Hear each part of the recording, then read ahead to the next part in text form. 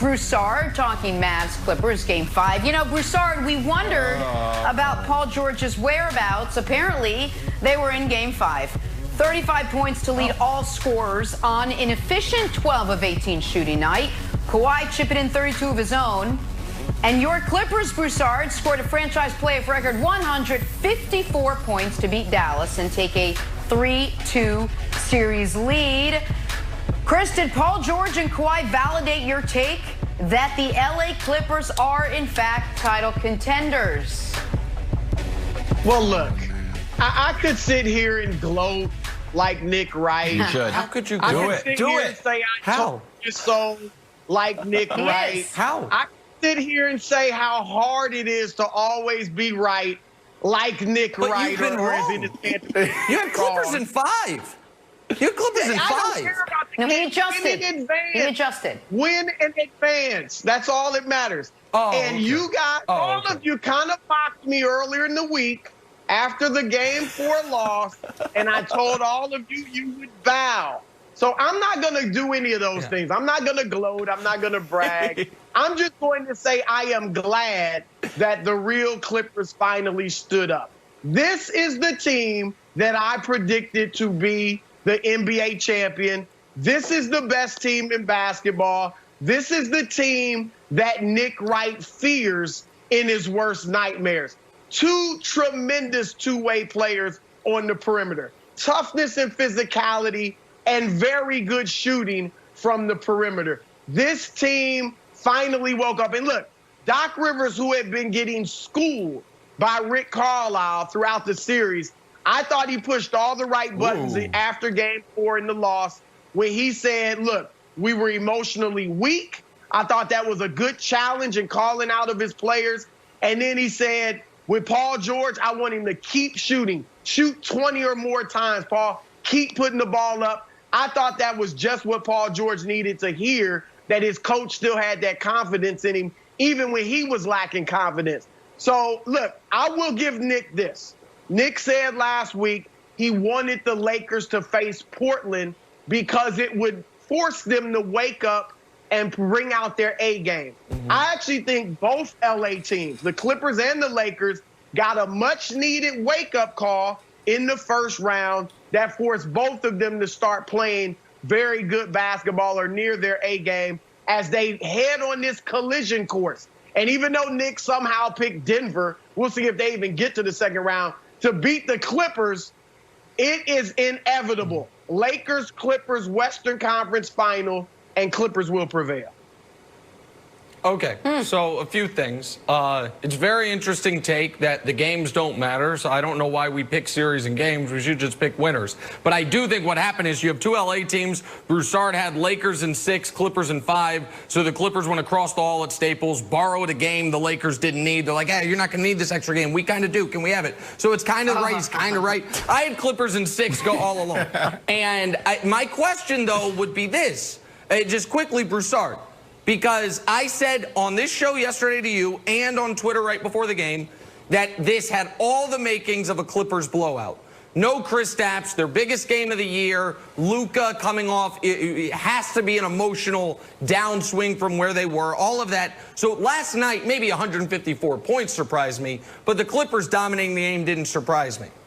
Are you confident, having watched this team all year, not just that they'll win Game 6, and they don't have to win by 40, but that we will see this level of effort, this level of execution, what you called the real Clippers? Or do you think they'll do what they've done all year long, which is see if they can get by with their C game?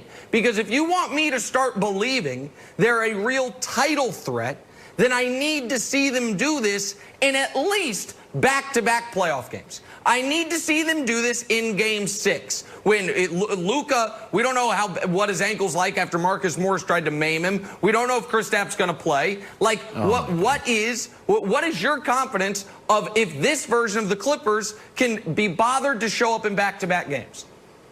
So they need to win by 40 again?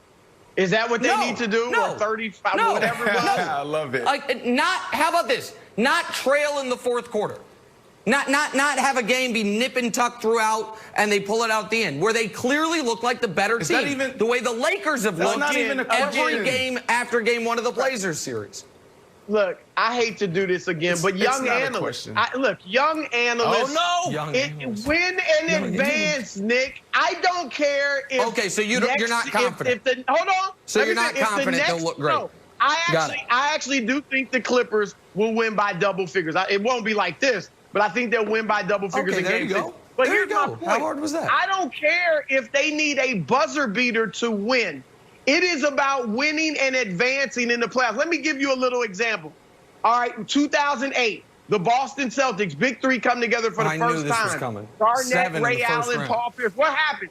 They go 7 with Atlanta in the first round. 7 in the second round, and they end up winning the championship. Last year, Toronto needed a bounce from Kawhi Leonard on that game-winning shot in Game 7 to beat Philadelphia, and they go on to win the championship. So it is about winning and advancing in the playoffs. I get it. Young analysts on TV don't understand this, but I'm an old head. I've been covering the league for almost 3 decades.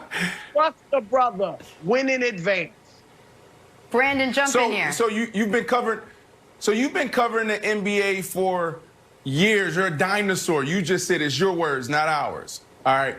Are you shocked that Paul George? Did you hear his comments last night? Obviously you did. But are you shocked that Paul George came out and talked about battling anxiety and depression while in the bubble? Because we don't hear that from professional athletes.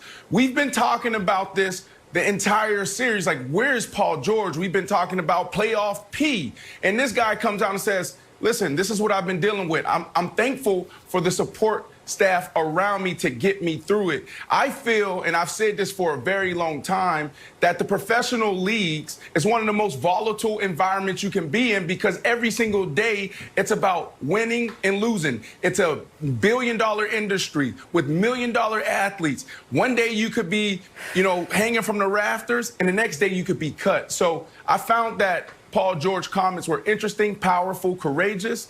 And I want to get your thoughts on there, being this guy that covered the NBA for so many years, and this is kind of unprecedented. No, look, I thought his comments were outstanding as well. He let us in, and it wasn't an excuse. I don't know if anybody's looking at like, oh, he's giving us an excuse why he didn't play well. No. I thought it was an explanation, which is really what it was, and I thought it was great because, as you said, guys do battle it with the pressure. I think he needs to stay off social media. I think that was a big part. I mean, we've seen him responding to people on social media. And here's what I say about that. You have to know what type of guy you are. Now, Kevin Durant can get on social media and look at what everybody's saying about him and still go out and play his absolute best basketball. I think early in LeBron's career, it wasn't social media so much, but I think LeBron let what people were saying get in his head and mess around with him, and he had voices in his head. And that's why he had to go to 0 dark 30 and all that stuff during the playoffs. Now, of course, he's overcome that. But Paul George, clearly, he let these voices get in his head. And I think that contributed. It may not have been 100% reason, but I think that contributed a lot to him being in, as he said, a dark place, because he was looking at what everybody was saying about him. He has to understand, that's not me. I need to leave that stuff alone. Just go out and play my game, and I think you'll be fine after that. And he started doing that. Broussard, can I go ahead, Wilds? Can I add some fuel to your fire here, to your Clippers optimism? It wasn't only Paul George being totally transparent.